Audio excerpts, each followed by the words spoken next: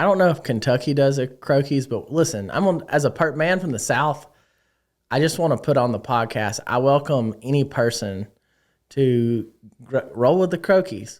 Get a high profile visor. If you don't know what a high profile visor is, I would say look at the visors I wear and then look at softball coaches. It's not the one softball coaches wear. Oh yeah, whoa, look, they can never keep me down. I'm going, and if I ever fail, just know I'll go again. Hey everybody, Eric Obrempt with Be Authentic or Get the Fuck Out. Wanted to say thank you for tuning back in for the next part of my interview with Pate G. Smith. Okay, two things, and then we'll close. One is I always do like to ask everybody the same question when they come on the show. Yep. I usually ask it at the beginning, but I knew that we were just going to go in 97 different fucking directions because that's just what we do when we talk. But I guess why was it important to you to make the time to come up here? Because the fact is that this show is about authenticity, right? And it's about a lot of different things too. But what does that actual term mean to you? And why was it important that you came here now? So I think authenticity to me means acting in a manner that's true to Pate, right? Like that's an Eric acts in a manner that's true to Eric. Yep. And I, live and act in my true authentic self. And I'm using authentic to define authenticity, which is absolutely horrible. But I think that's what that means to me. The reason I thought it was important was this because, I told you like a year and a half ago, I was like, dude, you should do a podcast. Yeah. Because I appreciate your insight into things. And whenever I watch it, I'm just like I wish y'all would have already dropped the Phil. Like, why wait a week? Like, I should get like Phil on Tuesday and then Phil on Thursday, not back-to-back days. I think maybe for our multi-parters we will. Like, we'll drop them all the same week. Yeah, because not on the same day. Because it's just like I'm just like I love this podcast. Yeah. I really like the one where you talk by yourself, and I was like, I gotta come support my friend, and I definitely wanted the opportunity to sit because I hadn't seen you. Yeah, I try every week to call you. Like, there's only a handful of people I do that with. I used to call my mom every day, and I've been semi-busy with this new hurricane and some other things, so that's slacked off, but I'm trying to implement that again.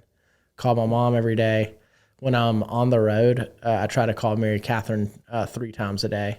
I try to text her in the morning, see how everything's going after she drops the kids off. But when I do, I try to talk about non-work things. So that was what I was just going to say. Have you noticed when I call you now, I do everything that I can to steer the conversation away from work? I have. Yeah. On purpose. I appreciate that. 100%. Yeah. Yeah. Because typically I'm deep right now. Like right now it's busy for me. And it's hard with you though. It's hard with you to do that because you'll go down a fucking hole. You know what I mean? Like you'll go down a rabbit hole with something and I have to steer me back. I'll steer you back. I appreciate that. Yeah, a little I try bit. to call you once a week. So I see James and talk to James all the time. Sure. Sometimes Zach and I will go like 3 weeks without seeing each other.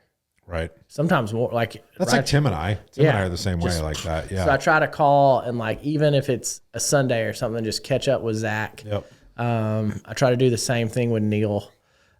Just kind of catch up, see how things are doing. Not just even not like work really. Right. If anybody doesn't know who Neil is, he looks like a Ken doll. So if you see Pate hanging out with a Ken doll, that's Neil. And he has very impressive chest hair. God, that's hilarious. Andy's super. Here's a fun fact. Yeah. I bet Paul Reed would hate Neil because of his impressive chest hair. Because I'll put it out here right now because it's funny and it's okay now because we're all friends. But I'm not friends with Paul. He's my enemy. I didn't mean you. But before Paul and I became friends with Hunter, Paul was like, I hate his fucking chest hair. God, I hate how his chest hair is out on Facebook. And he was like, that's why. That's an old man thing. Yeah. And then we all obviously became friends and we're at RoofCon and everything else. And, we all love Hunter. Neil is also very expressive. Like something will happen and I'm like, no. Is he? Yeah. Oh, I didn't know that. Me and James like joke around. He's a intense emailer. He emails opposing counsels a lot. Oh, I've heard that. Yes. Very staunchly, and then very expressive when he talks. Yeah. That's hilarious. Yeah. But So I would say that the last thing that I want to talk about, and that you actually put kind of into your notes too, was talking about how we've been given the opportunity to kind of work in things that are bigger than ourselves. And I, for me, obviously that's my role with Roofers in Recovery.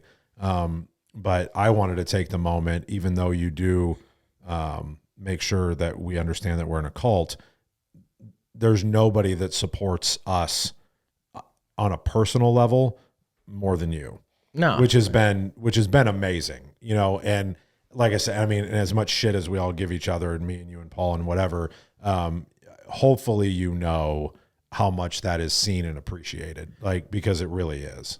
regardless, I mean, my goal is to get to where, I mean, I'll say this now, like my goal is to send eventually a person a quarter. Like if that's needed, I want to be able to do it. And, I mean, So our goal is we sent 20 some people last year to rehab. Our goal is to send 50 this year, which is going to cost probably $750,000. that's a lot. And that's what we need to raise this year. Just to give you insight on what our goals are for this year as we're out there, busting people's balls to get money. But anyway, go on. No, that's awesome. No, that's my goal is, every quarter, I look back to growing up and I, look at like the Bible and it talks about like tithing. And I look like at my parents and my parents, one thing they taught me was like they're very helpful to people. Like, Yeah. I saw my dad, like, I feel like people would pay him in just weird ways sometimes. Like he'd cut them a deal, like if they brought him like turnips or collards or fish and stuff. My grandpa did that shit too. Somebody gave him a fucking horse. Yeah. we never got a horse. Somebody gave my grandpa a horse. And so my mom got a horse for a year. But, and he would like, I can remember one time some people couldn't go on this mission trip to Costa Rica because they were like hard up on some money, and dad like made sure that they could go. And I mean, it was just like, I want my kids to have the opportunity to like help people with me. Mm-hmm. You know what I'm saying? And like, when I see you guys and I mean, if it wasn't for your recovery, like my life wouldn't be as great. Like Tim's life wouldn't be as great. Natalie, Tegan, like the positive, like, I mean, I almost can't think of a better like use for money than like changing people. Cause it's not like that one person, like you change families and you take these people who, right. and people were like, well, people relapse. And I'm like, yeah, they do, but like they might not. And like, that's the hardest part of this whole thing is watching people relapse and getting them back. I mean, so hard. It's part of the game, Yeah, no, it is. It's so hard to watch. And I mean, I've got mad respect because like, I mean, you guys really put yourself out there a lot on this, and you could have played this slow, and there's a lot of things for people to support in our industry. Right. And it's like a lot. That is a struggle. And it's like, oh, but I put my money here. I put my money here. And like, when I look at it, I see Roofers in Recovery is like my single, like, the highest chance of my money going to something to help somebody. Yeah. It's not going to administrative cost. No.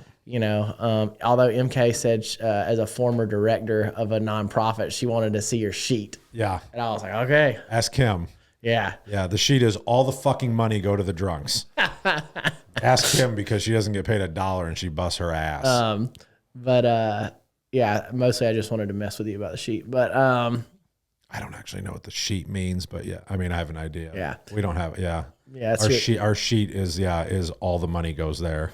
It's like people complain because of instead of actual work, a lot of charities have an incredible administrative. Right. Yeah. Right. No, 100%. Yeah. And that's something that we bring up at every event that we're at, in that 100% of our proceeds at this time go to just people going to rehab, because we're all volunteers. You know, a great example is there was a lady, and every year she would do a fundraiser for protecting wild cats, like big cats. Oh, Jesus Christ. You know who it was? Carole Baskin. And they found out that Carole was taking all the money and putting it towards a gala. So the cats weren't getting help. It was just Carole's big cat gala. Fucking Carole. Carole Baskins, boy, look at you. Oof. And, speaking of Carole Baskin. Who's worse, Carole Baskin or Paul Reed? That's tough. I mean, I'm going to go that Carole's worse, but I'm thinking you might argue. Does MK still have her message from Carole Baskin? I don't know. I'm sure she does. Yeah. We got her that for her birthday. She loved that. Yeah. I mean, she texts that to that was probably the best gift what are she's those got. called? Cameos. So we did a cameo from Carole Baskin to MK for her birthday. It was pretty... It was amazing. Yeah, it was pretty funny. I bet I watched it 25 times. Yeah. She's an awful speaker. Oh, yeah. Just fucking garbage at speaking. It's like you're waiting for her to say a word, and it's like... Yeah, like I know what it's supposed to be. Yeah, just use it.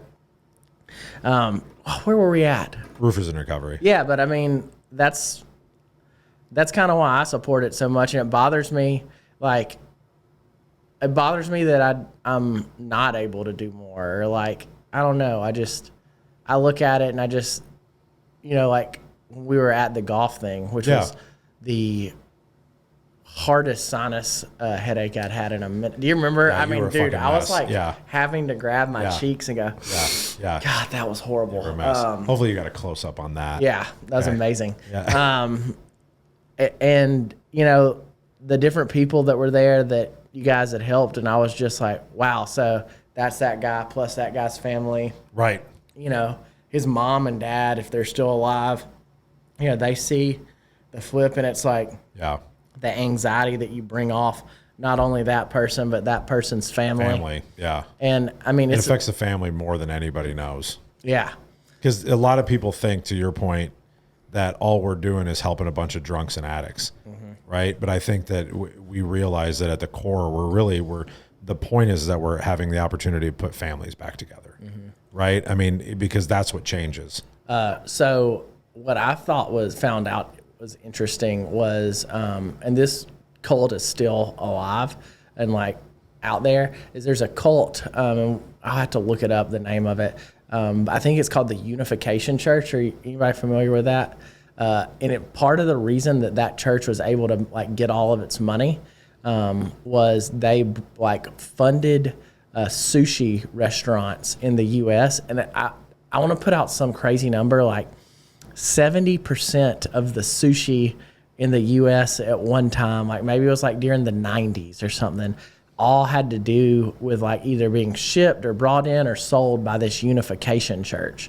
So everybody Google sushi and Unification Church, and there's a guy there's like a famous leader of the church. But anyway, I'd recently met a person whose parents were in the Unification Church, and she like escaped the church. Really? Yeah. And it just made me think a lot about Roofers in Recovery and how cult-like you guys are. So like, he goes so far just to land a line.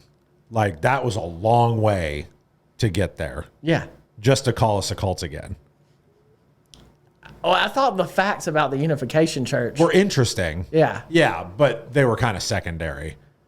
I like how, like, just because he pays you, you can agree with me sometimes. I don't think she can. This is a lot like Rogan. Like, you're basically Jamie. I don't know who that is. Do you not watch Joe Rogan? You guys don't watch Joe Rogan? Once in a while. Dude, like... I'm the guy that's doing a podcast that doesn't really have time to listen to podcasts. So, MK and I, whenever we go to bed now, instead of like watching a show a lot of Yeah. times, we'll watch a Rogan podcast. Oh, really? Like recently he did one with Snoop Dogg, Oh, I bet and that was good. it was so like during it, Snoop Dogg has his computer and he's just like, yeah, Joe, da, da, da. And he's like, I actually got this new song coming out. And so instead of Snoop Dogg putting it like through the podcast thing, he just played it on his computer. And the whole time I was just like dancing around. And Mary Catherine's like, Snoop Dogg does not care. He's literally, and he's like something's gonna come up and he'll be like, listen to this one, Joe. And I'm like, he loves his own music. And Right. he's just. Oh my God, that's hilarious. I'm gonna go watch I would that go tonight. watch the Snoop Dogg. After you get done with this. Yeah, are Then we? you can go and watch. sushi. Oh, I was hoping. Are we to gonna get go get sushi? Yoshitomo, son? Are we gonna drive Can clear we- the fuck down there tonight? Bro, I flew from Yeah, across the United States. Okay, I want. we have to do an early dinner because like I can't go hang out with all the hippies. No, I'm fine night with that. long. Yeah. Okay, all right. Well, yeah, man, good. Yeah, when it gets dark. This was so. this was was a good fun. one. Yeah, I want to close by saying again, thank you very much for your support for Roofers in Recovery. I know that's what we were finishing up talking about, but that is so important to me and to a lot of the people I do watching. have a question for you. Yes, sir. So, looking at how like you've transcended, like not just in business, but like personally as well, because I think the personal part for you is what Mm-hmm. Yeah. drove the business side. 100%. What are the factors? What made you, like, what got you here? And you could be like working with Clay and doing all this Yeah. and blah, blah, blah with Taggart. I do want to point out that basically in one episode, Eric said that me and Tim are below him. No. Oh. Well, Tim was. Anyway, so I can pull the list out because you were on it. damn, watch And out. you were at the high and you were higher. I don't Hey, believe it. asshole, actually, I called you after that and I fucking told you about the list. Do you remember this? I do. I told you about the list and said that you were on the list and somebody that I need to spend more time with. I didn't know it was because it was higher. I just thought I was on the list. You were on the list, asshole. Appreciate it. Yeah, go on. I don't even remember. Oh, but back to you. Yeah, back to me. So like, I want to know, obviously like recovery as far as like personal development is Yeah. like, it's very intimate. Like I listen to like you guys talk about like the steps and Yeah. kind of what you went through. And like a lot of people, I don't think if you understand the steps of recovery, I didn't until you guys talked about it and I was like, whoa, like I don't think I could handle that where I'm at. Paul and I actually talk about this quite a bit, we both believe that regardless of if you are in recovery, if you're an addict, if you're an alcoholic, if you're in GA, if you're in whatever, What's GA? Gamblers and Gotcha. whatever, just like there's Codependents Anonymous, there's all these different anonymouses, right? And it doesn't matter which one, like what your thing is, but I think that every normal person in the world that isn't in a anonymous group should do the fucking steps, because the things that you learn about yourself and the wreckage that you get to go fix, unless you're one of those assholes that just has no fucking wreckage and you never did anything wrong ever in your life, like, and had no shade under your tree whatsoever, I don't really want to know you anyway. Yet you still hang with Paul. I'm just kidding. Because he doesn't have shade under his tree. Holy fuck. But I think that everybody literally living should have the opportunity to do those steps, because really when you look back at it, all the personal development shit that we all do, whether it's with a Clay or it's with a Taggart or it's with a whoever we're working with at the time, if you go back and you look, everything is based off of the 12 steps. And people don't know it because they're not in recovery. And so they're not looking at that kind of stuff. But then when you look at it and you go sit in this, this meeting with the guru and the whatever, and they're like, you need to make a list of all of the people that you harmed. And it's like, yeah, motherfucker, that's step 4. And they're like, and then you need to go apologize. Yep, got it. That's 9, bitch. Are you like, are you a big Anthony Robbins fan? Tony Robbins? No, So I was not either until not for any reason other than I just haven't spent any time watching him. man. So I like do a lot of speaking engagements. Yep. I'm trying to do less now. Yep. And I've been successful at that. Yeah, we know. You don't fucking go anywhere anymore. You just go to Louisiana. And I didn't realize this, but he does like 15-hour speaking engagements, and yes, dude, I want to go see this. And he'll go for, apparently he'll do like 3 days. And Like in a row? yeah, bro. Yes. I want to see this. Huh. Yeah. I can't focus on anything for more than an hour. Dude, they talk about it like, and I've watched some of the videos and like the passion and the like how he interacts.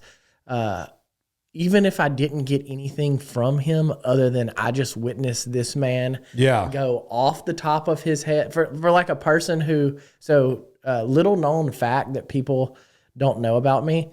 I do not like speaking ever with anything written down because I enjoy the rush of going off the top of my head. And I used to practice this thing called free flow thought, and where I just start, and when I practiced it and did Toastmasters all the time and did like where free flow speaking, I was very good at, and I still get in situations and I'll be like, where I feel like your life is free flow speaking, but go on. I'll still get in situations where it's just like hitting and I'm just pulling it out of nowhere and relating things together.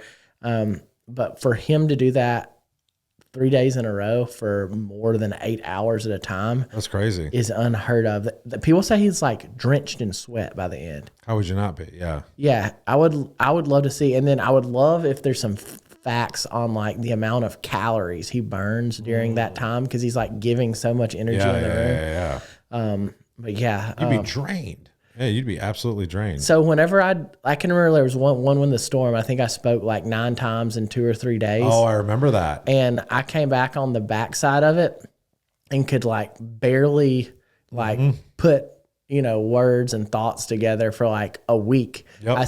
I would just like sit there and it was tough, but for him to be able to do that at that level, with that high level of an individual that's judging you, because that's the thing. Like if you're well above everybody, it's easy, right? Like if a mathematician teaching 5th graders math, he's like, whatever. Right. But like a mathematician teaching other mathematicians, and like those people that do those $15,000, $25,000 Anthony Robbins events, like those are all really well-to-do, high-end individuals that are, if he comes in and limps, they're like, bro, you just packed this room out with 3,000 people paying $25,000 each, and I could got all this off of YouTube, right? So I mean, I would love to see I would love to do one of those with you. I also, interesting fact, do you know who my favorite professional development speaker / personal development person is of all time?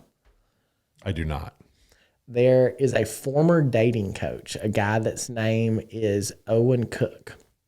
He actually had some negative press about him too, but I would say he changed my life as far as drive and thought, particularly in sales, more than anybody. Really? Yeah.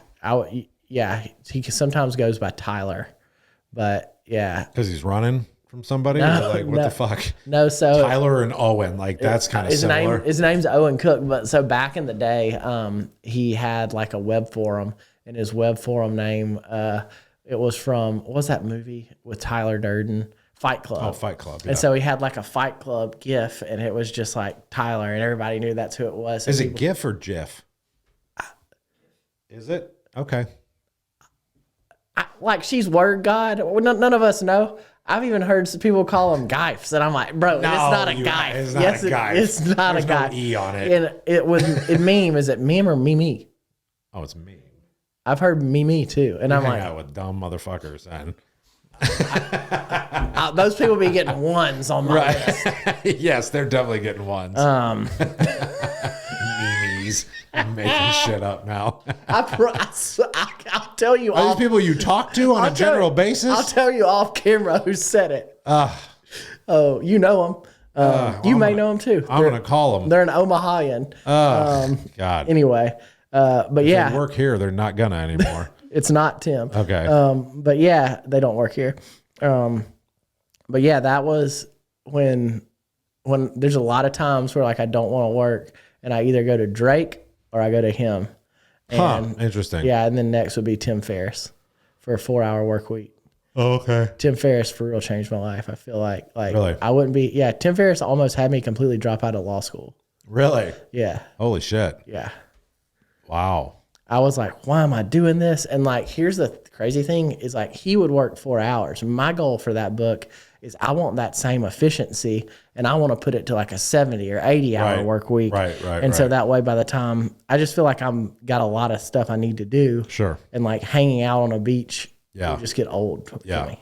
I've recently, I guess maybe your question kind of goes back to like when Phil was here and he was asking me like, what are you reading?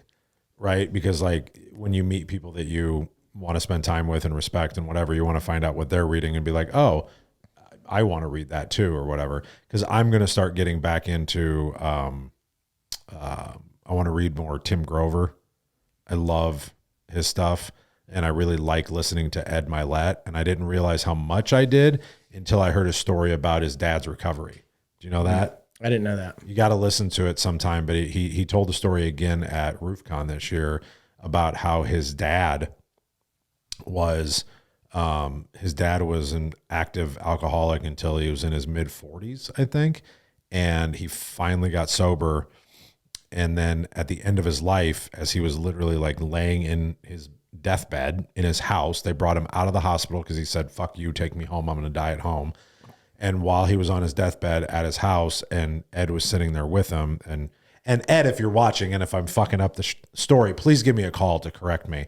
But while he was sitting there with his dad, the phone was ringing and it was an alcoholic calling to ask his dad for help and advice. And his dad could barely talk and was like that. And they were like, don't worry about it, Dad. Like, it's not important. And he's like, give me the phone. And like, he made him give him the phone and he talked to this guy for like 5 minutes and was like, you just don't have to drink today. And like got him to not drink today. And then within 15 minutes, he died. Wow. So like in the last 20 minutes of his life, he was still helping another alcoholic. Like, it was insane. It was just an insane story. And like, I mean, I was like crying at the end of the goddamn story, you know, like it was nuts. But that's the kind of stuff that inspires me now. Cause I take a lot of that kind of information or whatever. And then kind of to your point, I take all the personal stuff to put it into the business. I don't get motivated by listening to business content. I get motivated by listening to personal growth content and then figuring out how I can add that personal growth content into my business. And I figure I can always find someone smarter than me to figure out the business part, because I am definitely not the fucking smartest guy in the room. And I know that. And so I'll find those people to do that. Right. But I am smart enough to be able to figure out the personal shit. And if I can help my people that work with me to be able to get better at that, then they're only going to become better on the business side because of it. So I got a question for you. Like, let's say you have this is inevitable, particularly in your industry. Mine too.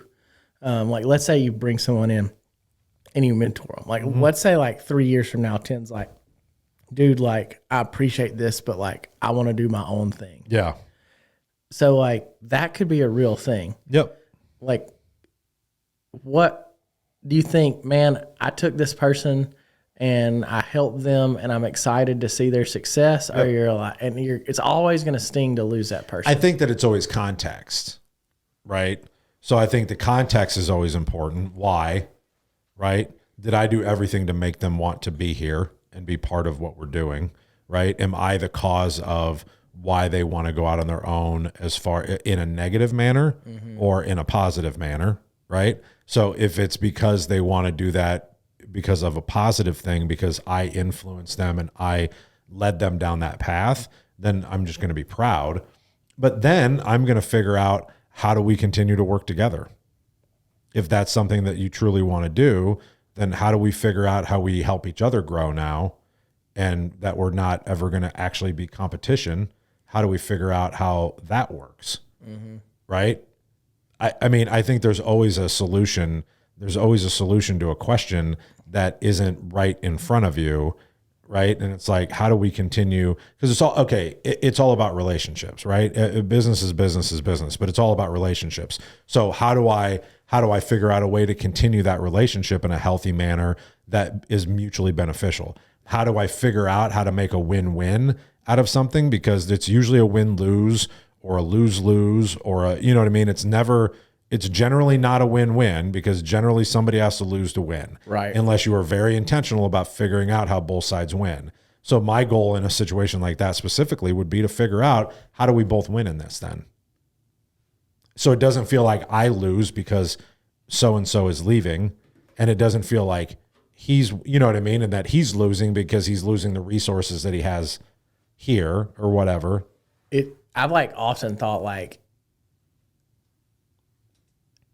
how hard it would be after working with James and Zach to like, in the amount that I don't have to think about. Right. Dude, to actually, I mean, the amount that I think about is like so linear, and that's why I'm able to be successful. I mean, Right. I do kind of have a lot of stuff sometimes Sure. put on my plate, but like for the most part, in comparison to like running a business, so Yeah. linear.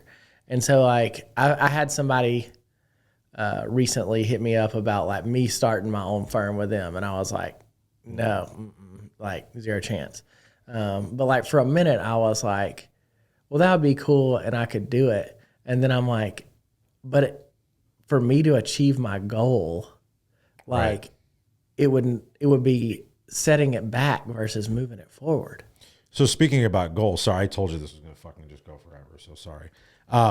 Speaking of goals, we talked about this a little bit on the phone. How many of your goals are monetarily based, and how many of your goals are otherwise based? So I have achieved almost all of my goals, minus like I have one goal for that I'm currently trying to hit that my dad just I think wants me to hit because he wants me to like this Are particular. they all financial? No. Okay. Like one is. Okay. So like I'll say this now, like my goal is to assist in getting like MMA to where they're doing $1 billion in client recovery a quarter.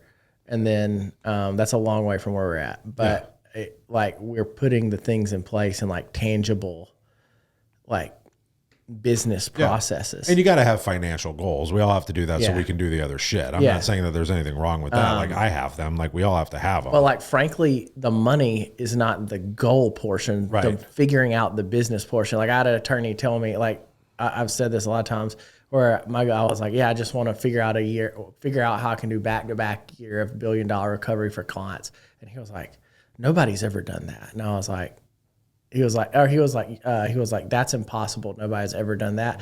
And like in that moment with that dude, like I don't not respect him. Right. But like when he said that, I was Yeah. just like inside of me, Yeah. like I hurt for him. Yeah. Because like I saw what I saw as like potential. Like he was just like, well, that's never been done by anybody else. And I'm like, yeah, bro. And there ain't been a Pate Smith up in here until now. Right. You know But what I'm saying? it wasn't that he said that it hasn't been done. He said that it can't be done. Right. Right. And that There's killed a me. difference. And that killed me to hear him say that. Like, Right. even as a competitor, like I never want that, you know? Right. I don't know. Like, so I want to get where I would like, and my goal is to have that, you know, in the next 3.5 years. I got like one financial goal I want to hit. One of my goals was to have a backyard big enough where my kids could like run from one side to the other without like running into a fence where they got tired. Like I want them to get, when they run, to get tired before, Yeah, gotcha. which now, because Sally can run like around a football field 3 times without stopping, like she doesn't ever get tired. Right. But so that was a goal, and that was semi-financial, but like it just bothered me when I had my old house, like, and they would play in the backyard. I just like remember like growing up, and I would just be out in the woods doing stuff. Right. And I know that they didn't like miss that, you know, but I wanted them to be able to like explore and Yeah. mess around, you know. Yeah. That was like one of my one of my things. Without getting kidnapped. Yeah. Dude, talking about kidnapped.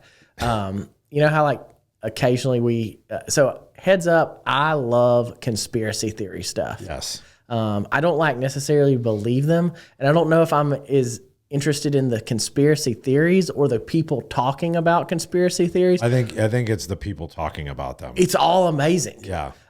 So Who are those goofball fuckers that we went and saw? Oh, the tinfoil hat people. Yeah. Amazing. Yeah. Yeah, hilarious. Recently, MK and I went to this. She like volunteered at something at the girls' school, and it was like 500 kids, and it was kind of dark. Like it wasn't lit real well, and all I could think about was, dude, I bet for sure, like, you know, this is like one of those places like that like the politicians that have like that capture the kids to then take to like torture them to get the blood. At school. Yeah, that's where I was like, this is yeah. And then I was like, wow, I have definitely listened to way too many of those podcasts. Yes. Jesus. And that's how we're going to end the show. Child kidnapping. In this episode of Be Authentic or GTFO, Pate goes into goals and child bloodletting. Wow. Anyway. Well, hey, we do probably need to wrap up. So anyway, thank you for flying in. Thank you for being here. We're going to go get some sushi here in a little bit. I'm really excited. I think I'll be excited to hear the feedback. We'll put a post. Is that like moist and post? Jesus. We'll put a post out there. How many minutes did we talk? 150, an hour and 50 minutes. So we went almost 2 hours. Yeah. So we'll break this up into 3 or 4 episodes, but I think we'll drop them every other day. I think that'd be good, right? I think, yeah. Because everybody wants their little slice of Pate. I don't necessarily believe that. They do. You're way more popular than you should be. Me? Yeah. Why? No, I don't know. I just wanted to say something mean. I don't You know who's real popular? I can't figure it out. Paul Reed. Dude, people love him, and I'm like, it's not because he's attractive, you know. And he wouldn't argue that. Yeah, and he's not like overly nice, I would say. Well spoken, not really. I mean, I'm not sure what the allure is either, but we'll get to the bottom of it. All right. We're gonna sign this off. Pate, thanks for being here, buddy. Yeah, man. I can't wait to fucking watch this. Actually, so this will actually be fun to watch again. And anything else you want to close with? Just tip your waiters and bartenders really well post COVID-19. I think that's important. I think that's important too. So we'll end this show today. Thanks everybody for watching, listening, whatever. Please subscribe. We'll have the post or the link put down below, but to subscribe to the YouTube channel, and the like Apple Podcast, and like it. Every episode except Paul Reed's episode. Yes, except Paul's. And as we close in our usual manner, be authentic or get the fuck out. Oh yeah, whoa, look, they can never keep me down, I'm going, and if I ever fail, just know I'll go again. I never quit, cause I know that every loss may lead to another win. I'm going up.